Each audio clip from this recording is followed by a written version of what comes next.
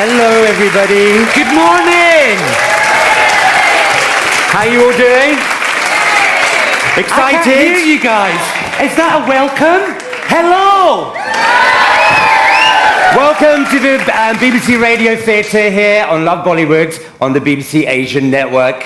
We want to say a big Raj&Pablo Bollytastic welcome to every single one of you. This is the BBC Asian Network.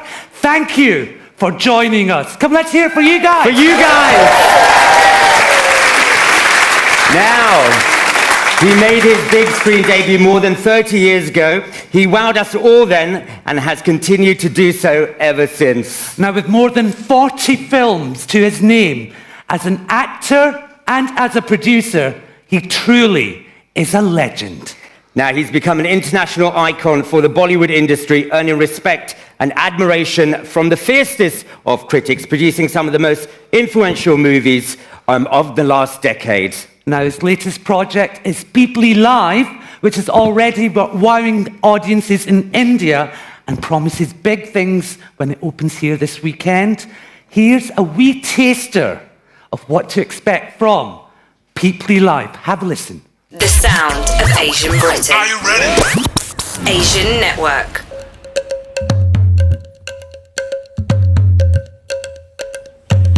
सुन नहीं रहा है ज्यादा ना बोल अम्मा नहीं दिल डूब जाएगा ओए डूबे हमारे दुश्मन ते कहाँ नहीं डूब जाते जिंदगी हराम कर दिया ना अरे का घुघु किनारे बैठा है रे In a tiny corner of a giant country, भाई किसी हर तरफ से मुसीबत है a poor farmer काय बुलाया था बैंक में कर्जे की किस्त नहीं देना चले आए दोनों बात करता है has lost everything.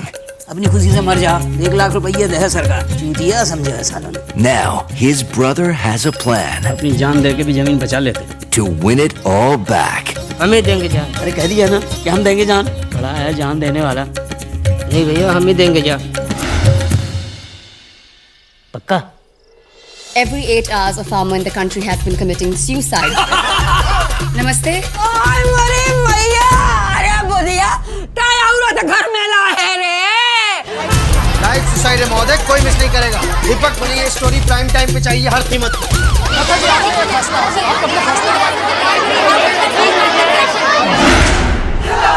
ये हमसे ज्यादा ड्रामा मत करो. When there's nothing left to sell, आप तो यूं बात कर रहे हैं जैसे भारत में कोई किसान पहली बार आत्महत्या कर रहा है माहौल बदल रहा है it's a national issue now when there's nothing left to borrow, नत्था अब नहीं मरेगा जरूर मरेगा अगर अगले 2 दिन के भीतर नत्था नहीं मरा तो नहीं मार देगा your life is worth more than you know. This is an absolutely shocking turn of events. Natha Das has gone missing. ये क्या कोई राजनीतिक षड्यंत्र है या नत्था के ऊपर कोई दबाव था? गायब हो गया या गायब करवा दिया गया 18% लोगों का ख्याल है कि नत्था जी भाग गए 14% इसके पीछे इस्लामिक आतंकवादियों का हाथ बताते हैं 60% अमेरिका को जिम्मेदार ठहराते हैं जे हमसे नहीं होगा तुम कर लो ना Peoply Live. Digital TV, iPlayer, and online. This is BBC Asian Network. Guys, a round of applause for the Peoply Live trailer. Now, you guys have to remember, this is about you guys, your chance to speak to one of the biggest stars from the Indian film industry, Mr. Aamir Khan. So, ladies and gentlemen, a warm round of applause for Mr. Aamir Khan. How are you? You okay? Grab a seat.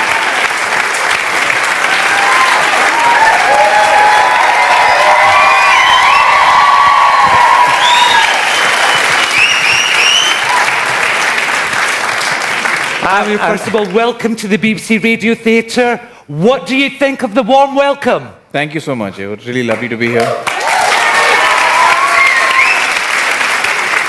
And this is a fantastic theatre, I have to say.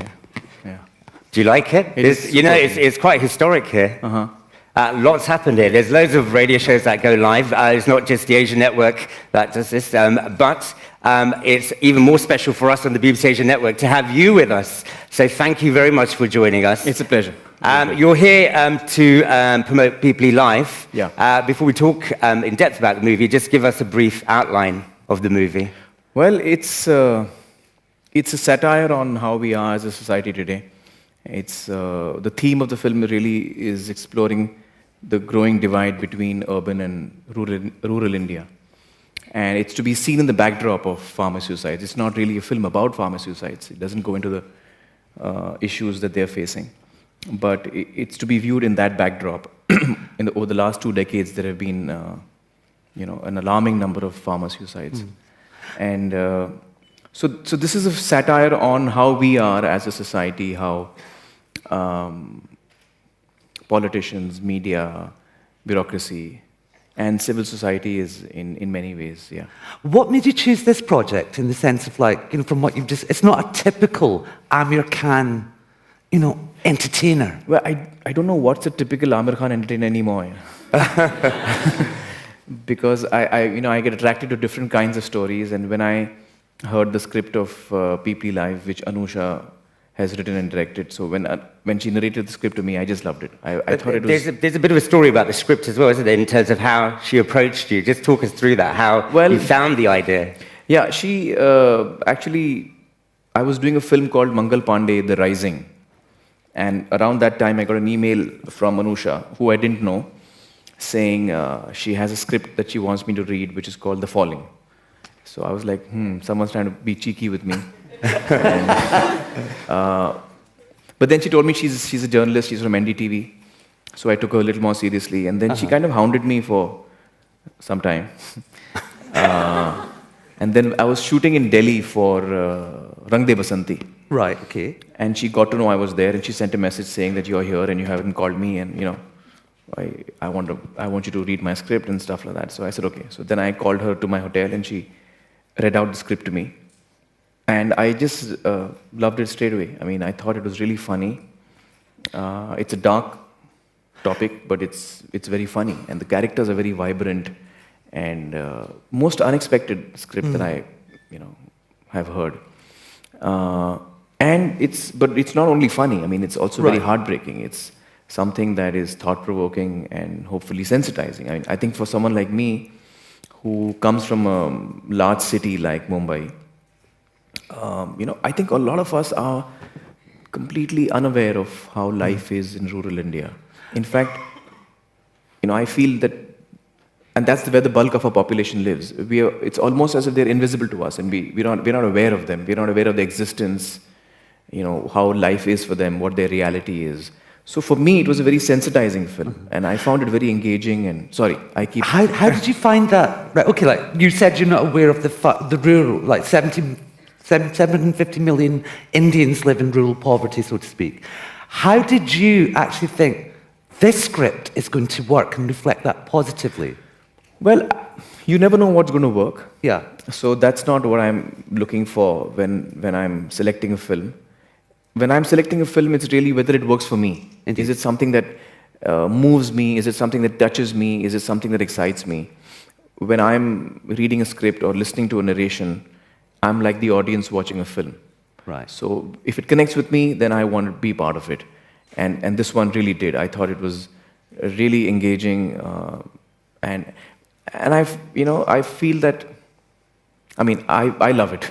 I was just hoping that people liked it, and it's been really well received back home in India and in the US, and wherever else it's released, it's done really well, and I'm really happy about that. Aamir, we've been lucky enough to see the film. It's not a general release here yet, but it's about to be released. Yeah. But it has different release dates. I mean, it's already out in India. What was the thinking behind that? Well, actually, we've gone day and date almost everywhere except UK.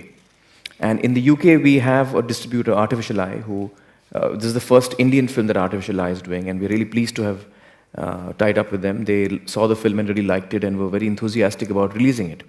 And they usually do world cinema films. This is the first Indian film that they have taken on. And they were strongly recommending that we should not release in August, and instead we should release 24th September.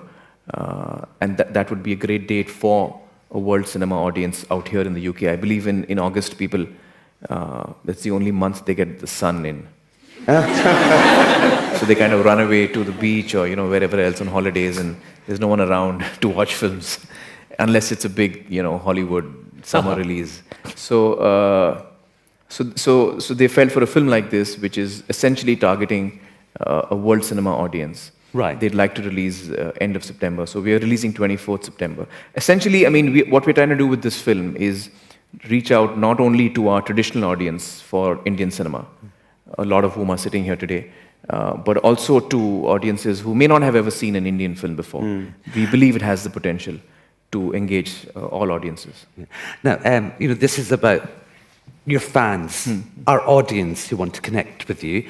Sonny's emailed in from London and he said, do you believe that Peoply Live will be a commercial success considering it has no big names in the cast?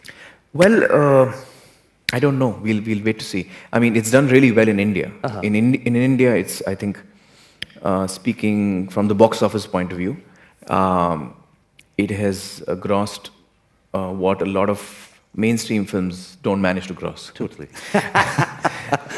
So in its genre of very, very offbeat social and political film with no star cast, it's a double whammy in terms of a no-no. It's a new benchmark at the box office for films like that. So I'm really pleased about that. But more than the box office success, I think the kind of reaction we've got for the film. So many people in the political scenario have seen the film and have really spoken very highly of it and have, I'm hoping, been affected by it. Do you know, from our perspective, when we told you beforehand, we only watch films with an audience. We were privileged enough to see it with a paying audience.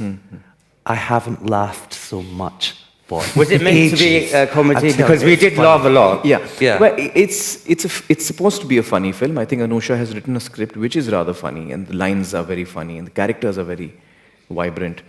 But it's also a film which is meant to make you think. And I think that's what it does. By the end of the film, I think right through you're laughing, but by the end of it, you're like, it makes you think, it makes you question, it made me guilty on a lot of levels, personally, as an audience. And why did you decide not to be in the film? Well, I don't think I fit into it, actually. I mean, I would have loved to be in it. Anusha and I, in fact, were flirting with the idea of me playing Natha, which today sounds absurd to me. But at that time, we were, in fact, toying with the idea, and we thought we should do a screen test to see how I do Natha and whether it works for the film. Even then, it would have been a tough one because I would have to really look the part. Physically, I would have to go through a lot of changes. But then we found Omkar, through the casting process. Right. He was actually being tested for some other part. And Anusha liked him, showed him to me, and I liked him as well. And we really thought that we had found our Natha, and there was no need anymore for me to test for the part. But weren't you tempted? I mean, it's a wonderful role. Yeah, well, that's why, I was tempted, and which is why I was wanting to test for it. But once we found Omkar, I realized there's no way I could get even close to what he can do with the film. Yeah, he's absolutely amazing. I think he's really such a truly talented actor, and he's actually a very experienced actor as well. So are you quite generous as an actor in terms of, if you know you've got something that you're not going to fit into, but you think, I'd love to play it because I know this could be really successful, I'll give it to somebody else. Yeah, I gave Imran Jane Tu, yeah. I thought it was perfect for me, but I said, let him have it. I need some audio in my ear, please. Let's start off from the beginning, because you started off as a child star, didn't you?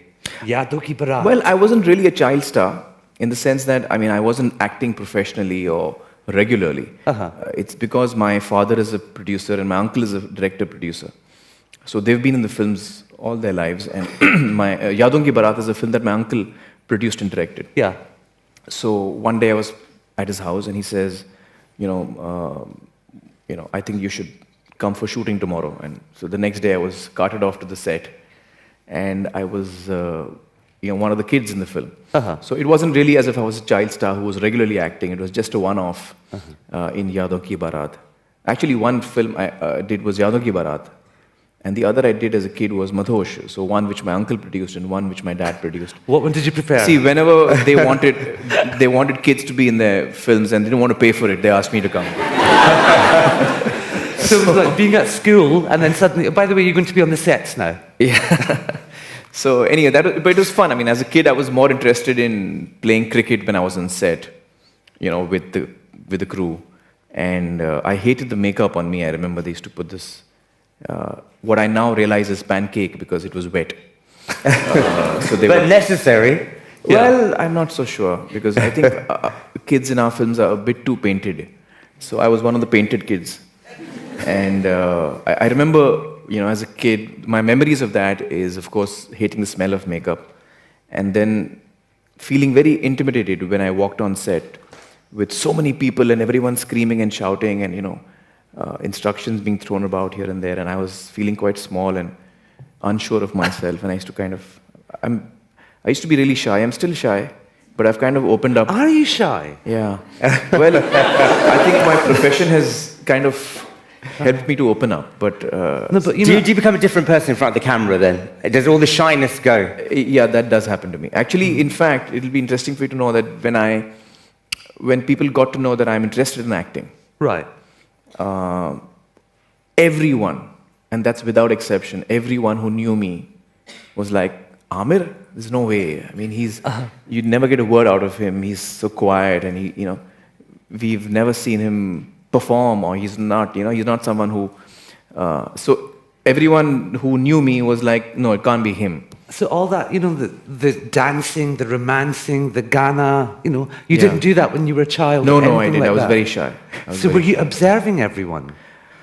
Well, I guess I was. I don't know. But I think the thing is that I love stories and I love storytelling. And I love the process of, of listening to stories, first of all.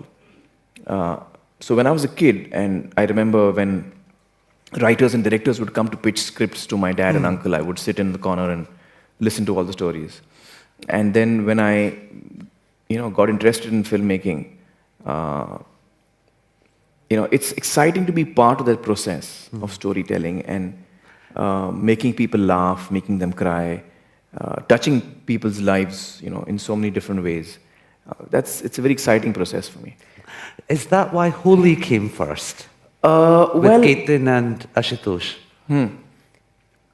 Actually, Holi was made in 1984, if I remember correctly.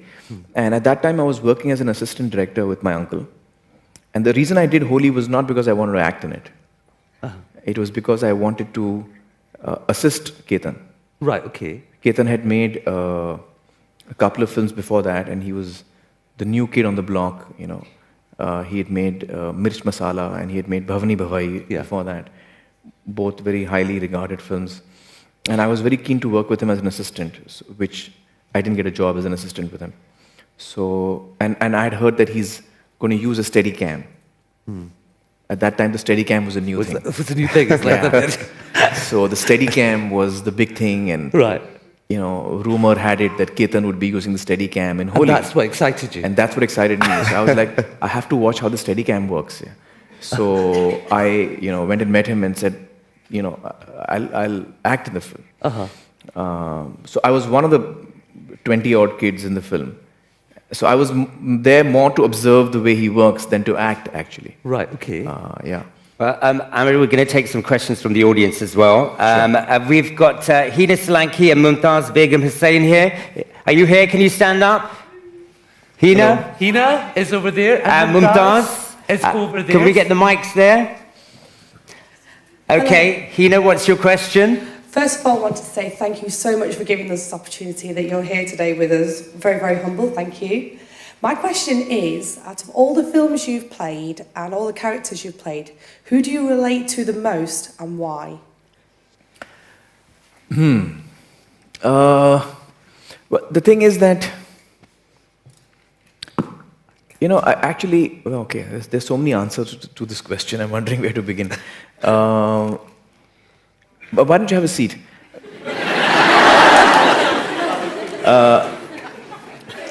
I think there are a number of characters that, amongst the roles that I've played, there are a lot of characters who I feel very close to. I mean, I feel all close to all of them, but I think that a number of them have similarities with me. And probably all of them have something of me, and something of the character already written is already part of me. So there's a bit of a mix back and forth. I don't know, maybe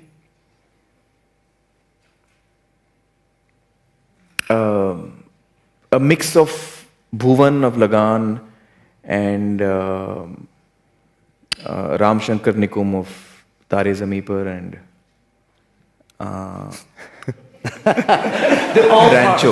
Rancho of Three Idiots. It's a mix of three. I'm a mix of those three. Yeah. Who does he remind you most of, Hina? Yeah. What's your favorite character of his?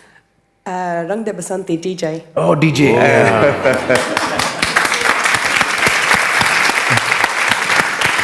Mumtaz, what's your question? Hi, Aamir. First of all, I just want to say it's an absolute pleasure to ask you a question. I'm a great admirer of your work, and I think you're the most incredible actor, really inspirational for up-and-coming actors and actresses all over the world. I think we've all heard stories of your amazing sort of method acting styles, and there's just so much to be admired there. So my question is about acting, and it's about Khans. Everyone in this room has got a favourite Khan, and I want to know, who is your favourite Khan? Good question. Who do you like hanging out with in your spare time? Salman, Shah Rukh, Saif? No, I mean, I'm friends with all of them. So I enjoy spending time with all of them. But in direct answer to your question, my favorite Khan is actually Yusuf Khan. Yes. And do we all know who Yusuf Khan is? Better known as Dilip Kumar. And he's someone I'm a huge fan of. He's such a stunning actor, and I've learned so much from watching his films. Yeah. Thank you. Yeah, thanks. Now, what is it about Dilip Kumar that has been an inspiration to you, in the sense of his acting, his minimalism? I think, I mean, I've seen his films. I wasn't around when they were in theaters, but I saw them on video and, stuff. And I find him really, he's so natural and effective at the same time. He really gets into the skin of the character. Very, very enjoyable to watch, very entertaining to watch, and very real and very layered in his performances. Yeah. And to clear the record, we're not comparing Dilip Kumar's Devdas to Shah Rukh Khan's Devdas at all. But if you had to, who do you prefer? Or is that just a silly question? They're both good in their own rights, aren't they? Well, actually, I prefer Dilip Kumar's, if you ask me. Wonderful. Yeah.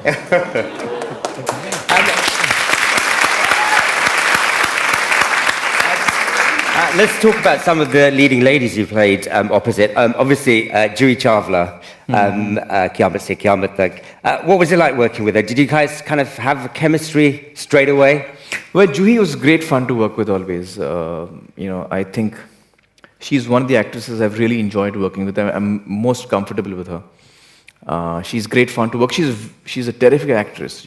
So it's great fun to work with her because there's a lot of give and take with her. And she's, she's fun to be around with. She's, has a good vibe around her. Yeah. I mean, I want to ask you about, in the sense that there was Holy, there's this quiet boy who's looking at Steadicam, how it works.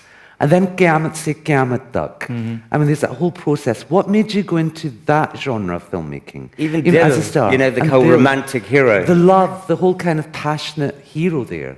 How did that all come about? Well, I mean, I just... QSQT was a film that came about because, I was at that point working as an assistant, and I did also want to act, but I was most hesitant about speaking to my parents about it. I mean, they knew I wanted to act, and there was hell at home because my parents wanted me to be a doctor. Yeah. No. Doctor, engineer, chartered accountant. There's a saying we have called... If you've seen Three Idiots, you know the story. So I was like, I want to be in the films. And they were like, you shouldn't be in the films. And I was like, why you guys are in the films, you know? But I realized what they were concerned about. I think my parents and my uncle and aunt were really concerned that this is a profession where there are, it's a very volatile profession. Indeed. You know, 1 minute you're up there, the second minute you're out. And so I think they wanted to protect me, not only me, all of us siblings, they wanted to protect us from this very tough emotional journey that you go through if you're in the films. And for me, it wasn't the success and the failure. I was thinking that this is what I like doing. You know, I don't know whether I'll be successful or not, but this is what I enjoy doing, and that's why I wanted to do it. So there was always this tension at home about me wanting to act. So I never brought it up. Right. Okay. You know, I thought that I'm going to work as an assistant, learn about cinema and filmmaking, and once I'm ready for it, once I'm ready to start acting, I'll go and meet filmmakers and, you know, try and shoot a show reel of myself and show them my work. And because I don't want to tell my parents to make a film for me, I don't want to tell my uncle to make a film for me. At what point did you know you were ready? Was it did you kind of say, right, I want to be famous? Or did you think, okay, I'll tell you something more interesting than all of that. So just hang with me there. Please. So for me, I'm telling you my emotional journey. Yeah. Right. Of how it all started. Because for me, it was my father and uncle are both successful filmmakers. But I'd never wanted to go up to them and say, guys, make a film for me. Because what if they didn't want to? And what if, it would kind of create a very uncomfortable situation for them to, it would be difficult for them to say no to me. And I didn't want to put them in that position. I didn't want Shashank to feel, I don't really think Aamir is the right material to be an actor, but now that he's asked me, I have to produce a film for him. You know, I didn't want to go into that space at all. Right. So that was a topic that was taboo from my side. I would never speak about me being an actor. And it's really funny because I did a small film at that time called Paranoia, which was a short 40-minute film, which was made by my friend Aditya Bhattacharya. And Shabana Azmi happened to see that film. It's not been released, no one has seen it. So it was an experimental film that he made. And I was acting in it. And Shabana Azmi saw the film and she said, and she didn't know who I was. And the screening got over, she was the only one watching the film. And it was a private screening.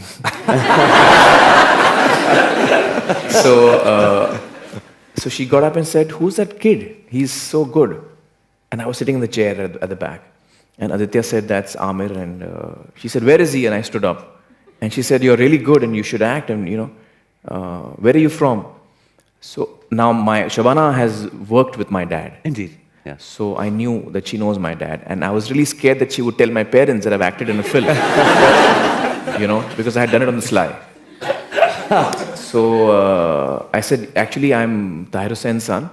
Oh, she said, oh, you're Tahir's son and all that. That's wonderful. And I said, but you can't tell him that you've seen this film and, that I'm acting in it.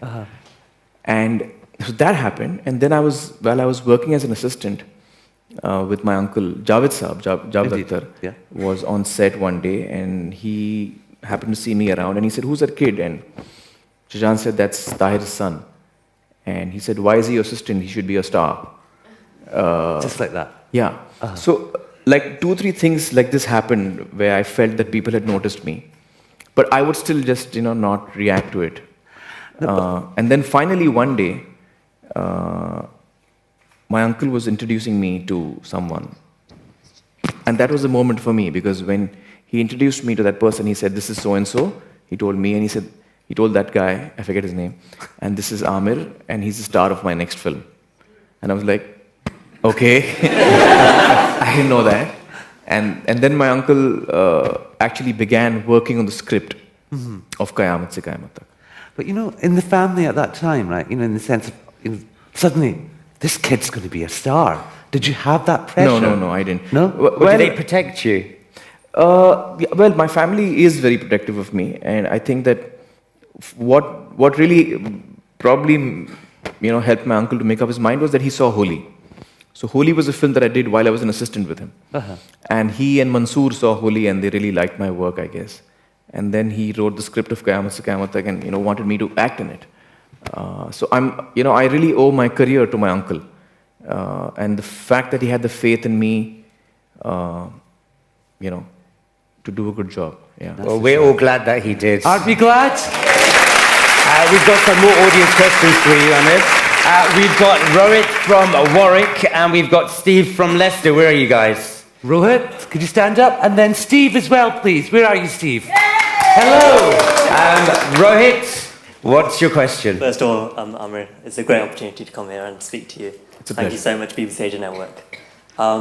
Within today's Asian community, Asian parents want their children to pursue with an academic career.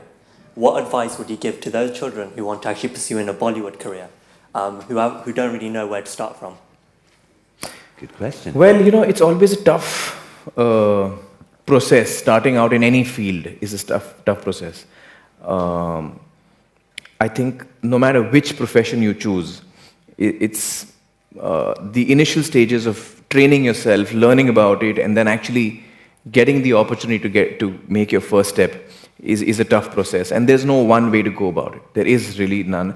What I would advise you is, if you're interested in the films, you must learn as much as you can about filmmaking, cinema, and acting. So film school is where you should go to. And after that, it's, you know, there's no one way to make it. Yeah, there's no one way to make it. Each one has their own, you know, each one carves their own journey and path out, and that's what you need to do for yourself. The thing is, you should enjoy what you're doing. That's what's most important. And you should, you know, give it your best shot and not give up. And it's a tough line. It's very difficult to break into. And again, there's no fixed ways to do that. So train yourself really well, and then, you know, show your work to people whose work you like, directors and filmmakers whose work you like, and then hope for the best. Yeah. Before we go to Steve, very quickly, you know, like, we get emailed, sent a lot of questions on the show. You know, the NRIs, second, third generation, they all want to become Bollywood stars. What advice can you give them? How do they become a Bollywood act? Do they have a chance? Or do you have to be based in Or do you have to be born and bred up in India? Or no, you don't have to be. So that's what I said. I mean, what I answered to you is what advice I would give most people. Train yourself as best as you can. If you want to act in Hindi films, then your speech should be clean. So when you speak Hindi, there should not be an accent. So that's something that you can work on. And that's not too difficult. It's just a matter of applying yourself. And then, you know, hope for the best. Yeah. Steve from Leicester. Hello. Hi. Love your work. Thank you. If somebody was to give you a script, written in Hindi, of course, what is your process? Well, you need just... first of all, you have to get your script registered. That's most important. When you write a script, make sure you get it registered so no one can palm it off as their own script. And then you can send it to me, to my office.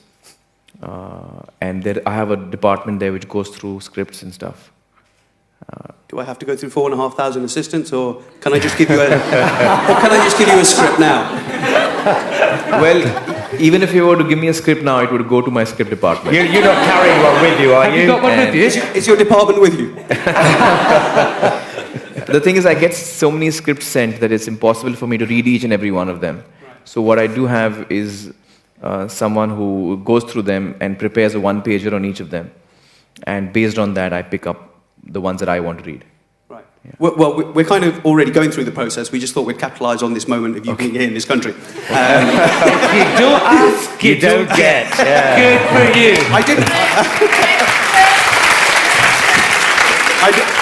Sorry, we have some fans here. Yeah.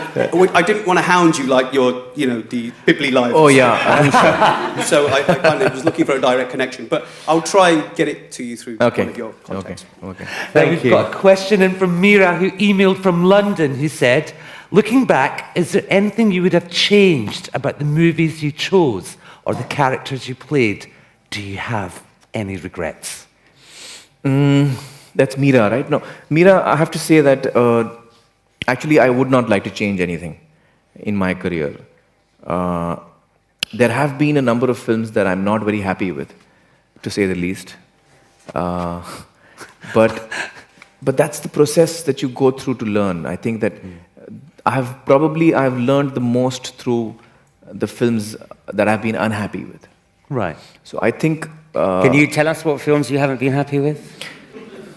I mean, I'd be happy to, but I just feel that there are so many emotions involved of other people with a film that I don't want to name a film of another director. Okay. You know, it's not nice. But what's important is that there are a number of films that I'm most unhappy with and which have not turned out really well. But I don't want to change that because those have been instrumental in making me reach where I am today. Those mistakes, if we can call them mistakes, are most valuable to me because those have been my big learning experiences. And where I am today and what the work I have done today is as a result of all of that, my successes and my failures. But when a film doesn't succeed, do you kind of automatically go away and think, right, I'm going to be upset about it, I'm going to look at why it didn't work, what can I learn? Or do you kind of just go, okay, it didn't work, park it, I'll come back to it in a couple of years' time? No, when a film of mine doesn't work, first of all, it makes me really sad. And when I see my film before the audience sees it, and I am not happy with it, then first of all, I'm already sad. Then and there, I'm really upset with the fact that we haven't managed to make what we set out to. And then, of course, the audience sees it. And so far, what is amazing is that in my career, all the films that I have not been happy with, have all not worked with an audience too. And all the ones that I've been happy with, I'm talking my own films, the ones that I've been happy with have really worked with an audience. So first I'm unhappy seeing it, then the audience is unhappy seeing it, then I'm like even more depressed about it. Because if you put in, so much effort and hard work into making a film, and sometimes it doesn't go the way you plan it. And you realize in retrospect what are the mistakes you made. So first of all, I cry. And then? And then because it's very important, I feel, I think it's an important process of learning and coming to terms with it. I think that it's important to mourn your losses and understand that you've gone wrong and accept that you've gone wrong. And then, try and be strong from it. I've always believed that what can't kill you only makes you stronger. Are you very self-critical? I think I am, yeah. And my family is most critical of me, my close friends and family. So I have a hard time, one film that we all loved and that really worked was Lagan, of course. Yeah. Yes. Were you...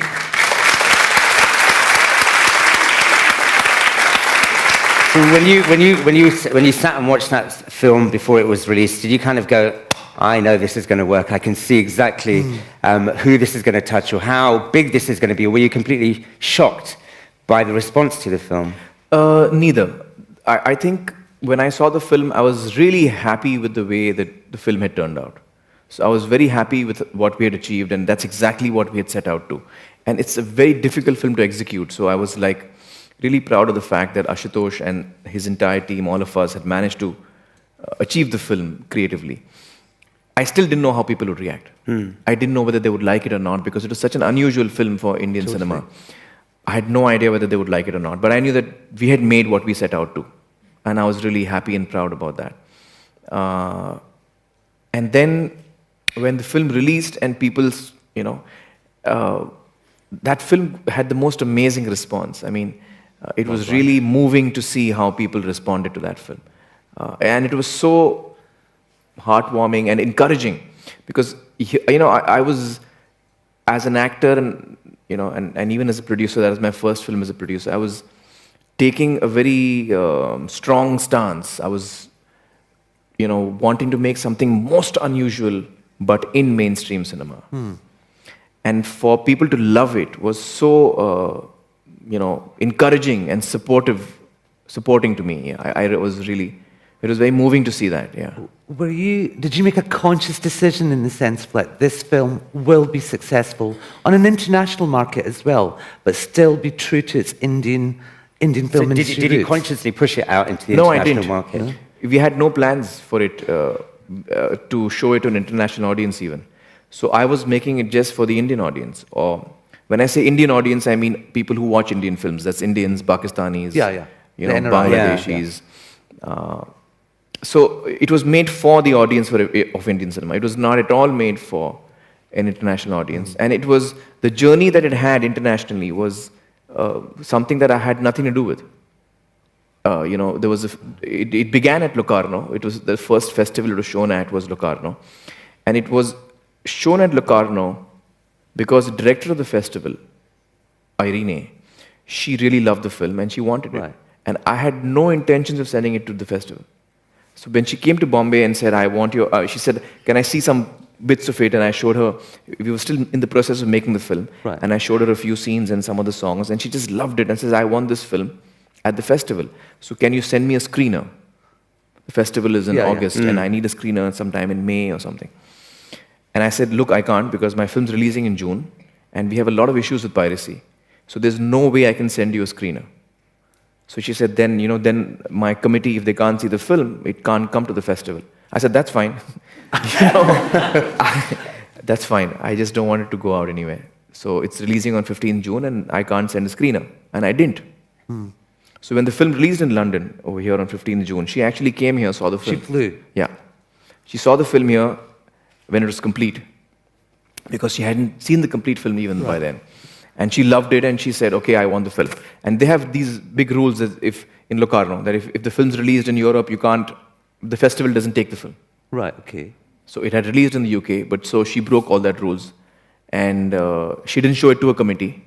She just took the film. They went straight there. and said, I want it. And it went straight there. And it was shown over there at a venue called the Piazza Grande, which has an audience of 10,000. 10,000.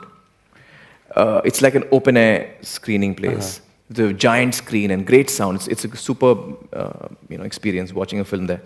But I was like 10,000 people and they're all Italians and Germans and French and Swiss people. They don't know what cricket is. They really don't know what cricket is. So I was like, who's going to like this film? And it's 3 hours, 42 minutes. Wow. And at the Piazza Grande, we had to knock off the intermission. Because imagine 10,000 people getting up to go to the loo. So it was 3 hours, 42 minutes, at a stretch, no interval. A mainstream Indian cinema film which is a musical with songs in it, and it's about cricket. And these people have never watched a mainstream Indian cinema film. No. And they don't know what cricket is. And there are 10,000 of them. So I was expecting that in the first 20 minutes, everyone's going to walk, which is what normally happens in festivals if you don't like a film. And they just loved it. They loved it, and they were clapping with the songs, and they were, they were screaming and shouting. What I realized is, in retrospect, is that they were like the villagers who didn't know about cricket. So they really were worried about these villagers who don't know what the game is, because they didn't know what the game is.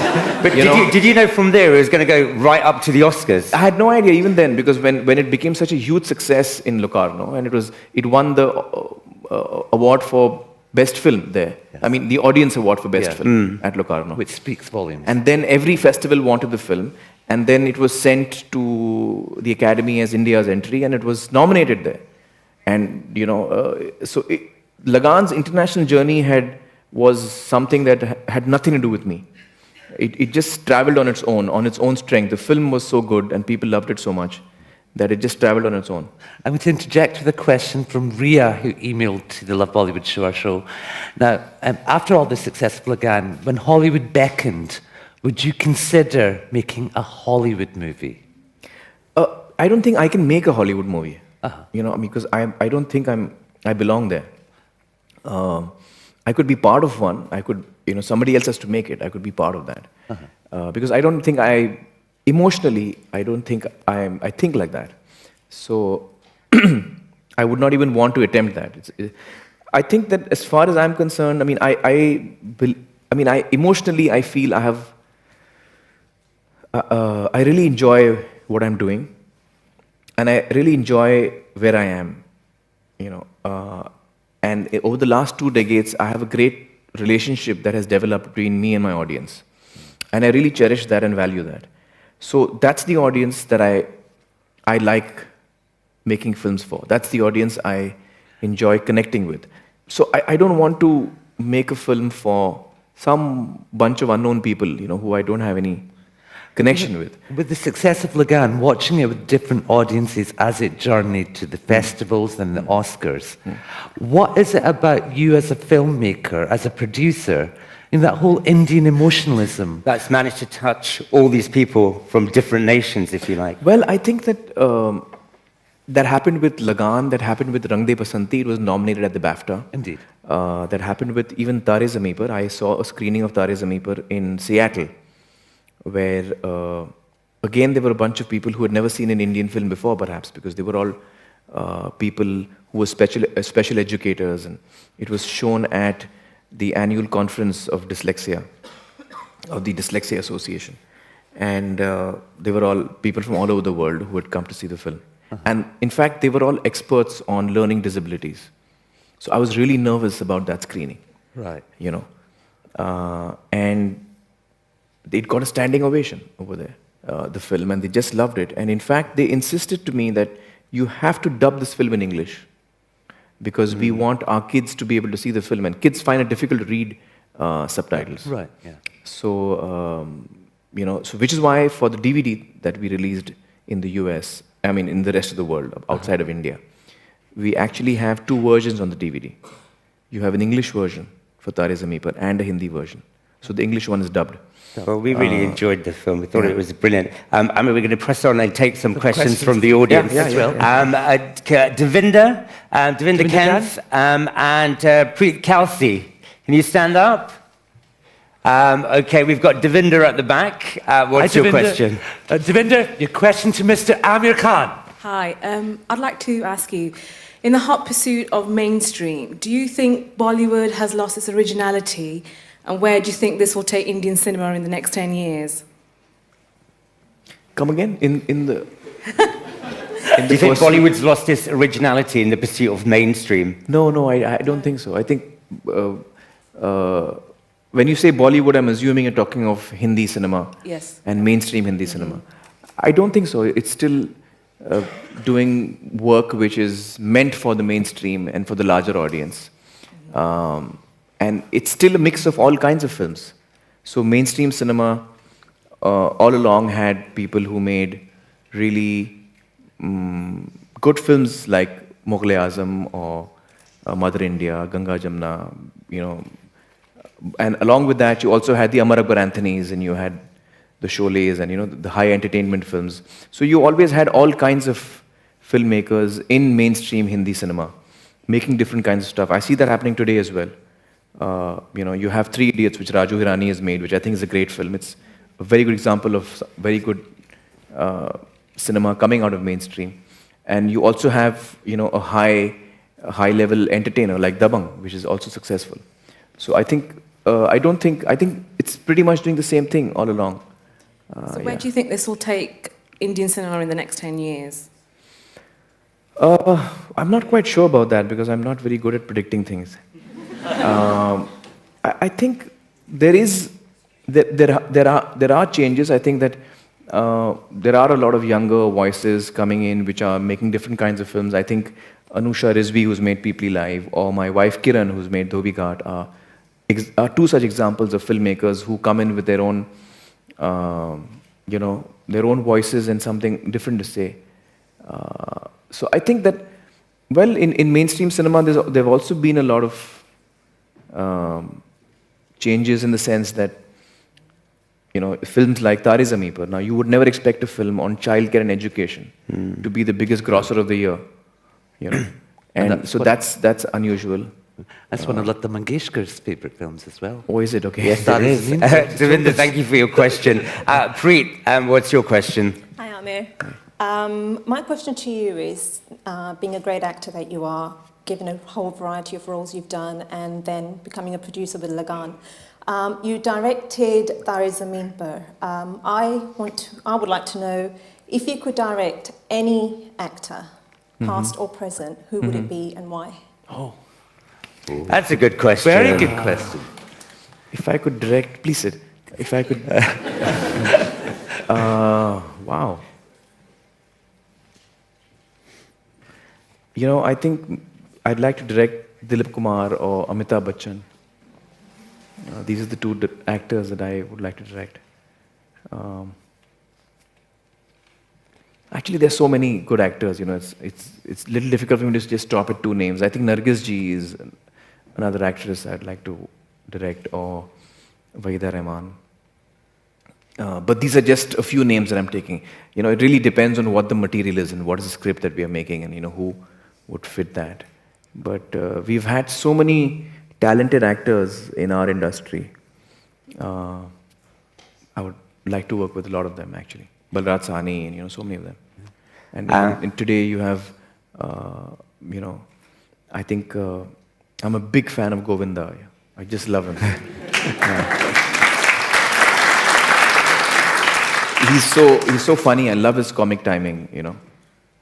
Yeah. We've got another question from the audience. Navi from London. Navi from London. Navi Right is over over there. Your question to Aamir Khan. Hi, it's an honour for me to be here as well. And also, I hope you win a National Film Award soon. I know you've always wanted to win one for your acting, and I think you truly deserve it too. I'm kind of going to ask 3 questions, if that's okay.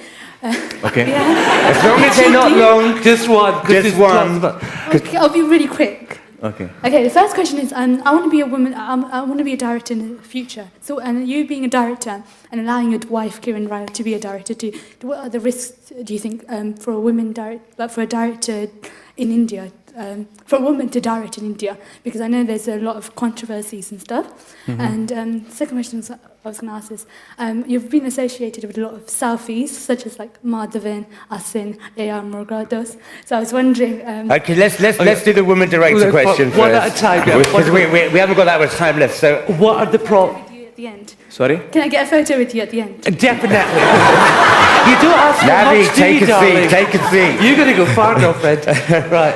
Okay. So is it difficult for women directors to establish themselves? No, I don't think so. I think that you know, I don't think that in our industry we look at people based on their sex. I think you have a lot of women directors and women working in different positions within a film. So not only directors but editors, writers. Now you have DOPs, women DOPs. So I don't think that's an issue. I think what really in this field, what really matters is how talented you are, and what kind of a thrust and energy that you have in your work, which takes you where you do go. Yeah, so it doesn't matter whether you're a woman or not. So, you know, linking to our question in the sense of like your next, Dobby Ghat's been phenomenal reception in Toronto Film Festival. Yeah. Tell us a bit about it. And it's your wife. Were you interfering that she's a woman director? That's what she really wants to know. And she made you screen test for it as well, didn't she? And she actually made you screen test. Yeah. Well, the thing is that with your wife, there's no way you can interfere, not only in the film, but even at home. So she's the boss, whether it's on the film set or at home.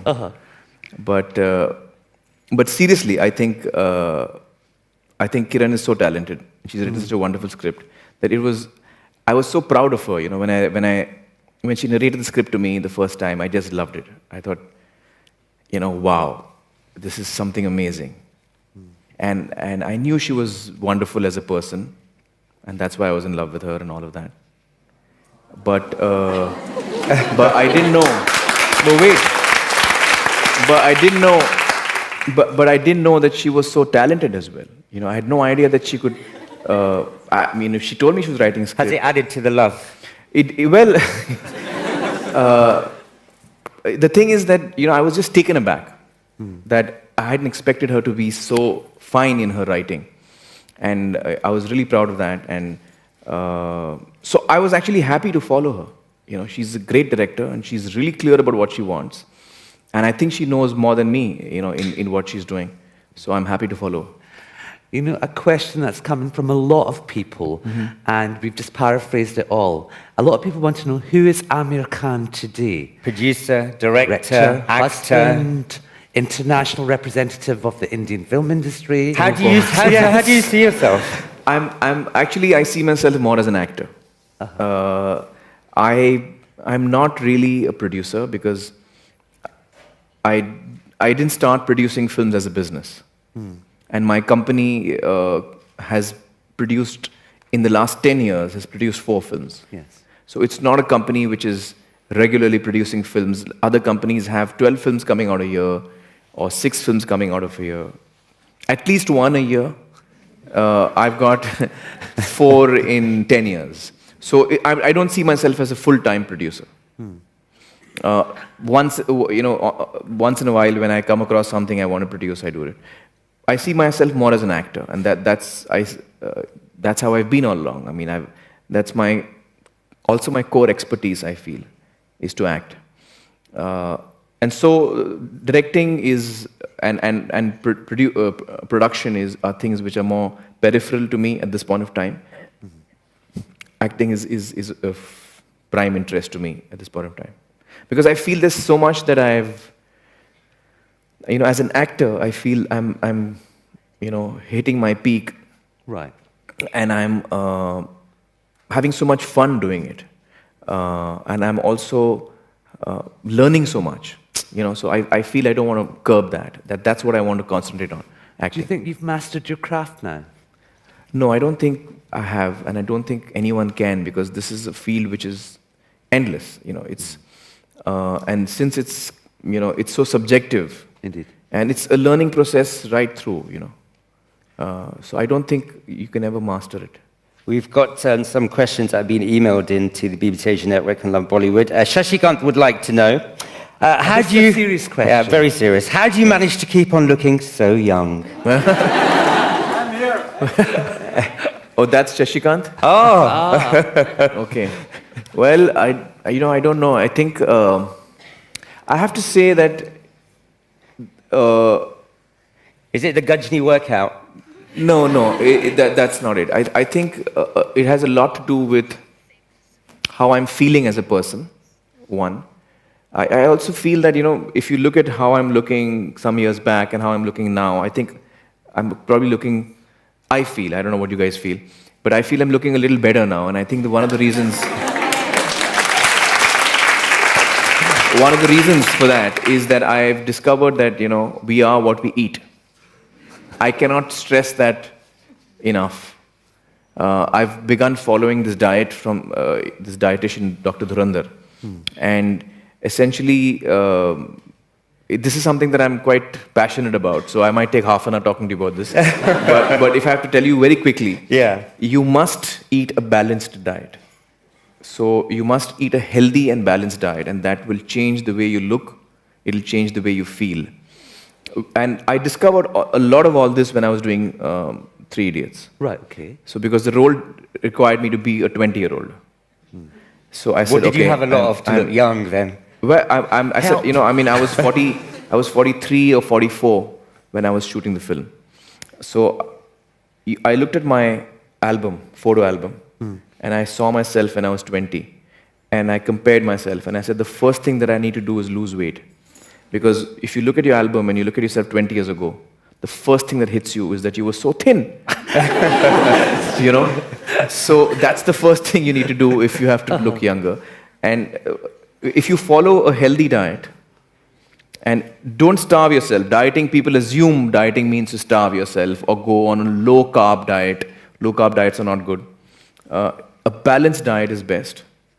And, you should lose weight gradually. And water, that's the other thing.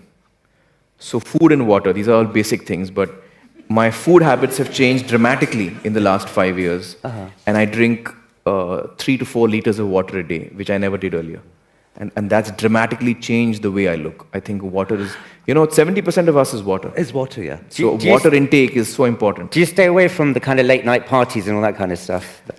No, actually, I'm a very night person. I don't go to parties. I hate noisy places. I've decided the next time I go to a party, I'm going to take a megaphone with me. Because everyone's screaming, I want it. So you just take a megaphone and say, what I'm trying to say is, and you talk to the guy next to you.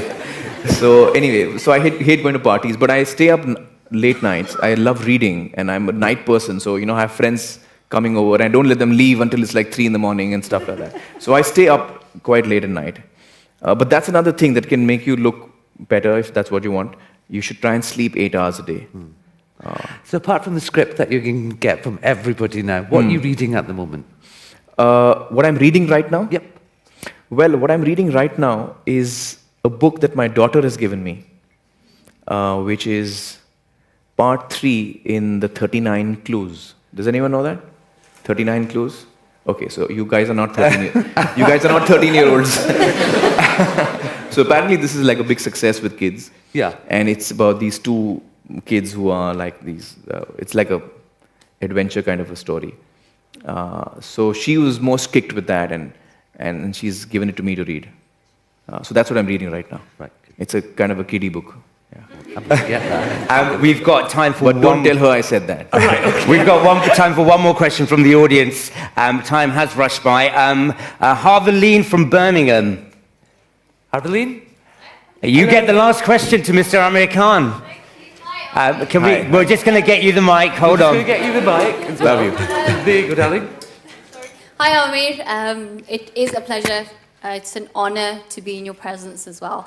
I mean, you're fantastic. You've grown fantastically over the years, and I'm sure everyone in the room feels the same.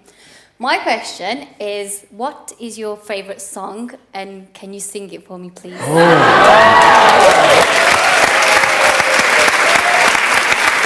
I think the audience should join in with it. We should all join in then, yeah? Certainly. You know, my favorite song from my own films or from... Any song. Any song? Okay. मैं बताऊं आपको भैया ये मेरा favourite song है आपका नहीं है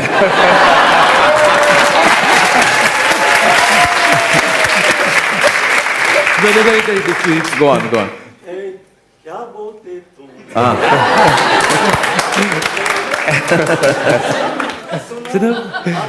Do you want to give us a few lines of that? No, actually my favorite song, since you asked me to sing one of my favorite songs, it's ओरे ताल मिले नदी के जल में, नदी मिले सागर में, सागर मिले कौन से जल में, कोई जाने ना। ओरे ताल मिले नदी के जल में, सूरज को धरती तर से, धरती को चंद्रमा, धरती को चंद्रमा, पानी में सीप जैसे प्यासी हर आत्मा, प्यासी हर आत्मा। हो मितवारे पानी में सीप जैसे प्यासी हर आत्मा, बूंद छुपी किस बादल में, कोई जाने ना। ओहरे ताल मिले नदी के जल में। Ladies and gentlemen, Mr. Aamir Khan, I'm afraid we're out of time. Thank you very, very much, Aamir Khan. That was great. And thank you to all of you as well. Thank you. Thank you. And you know what we say? You know what we say? Love us. Love Bollywood. Love America. A round of applause.